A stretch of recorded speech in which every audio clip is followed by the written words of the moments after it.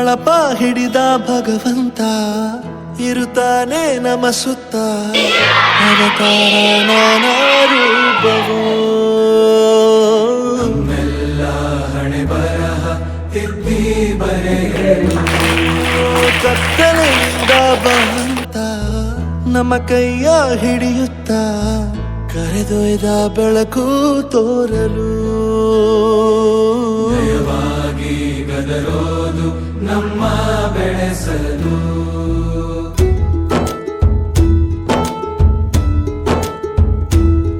ಭಾಷೆ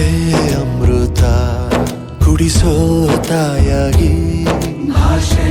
ಅಮೃತ ಕುಡಿಸೋ ತಾಯಾಗಿ ಭವಿಷ್ಯ ಬರೆವಂತ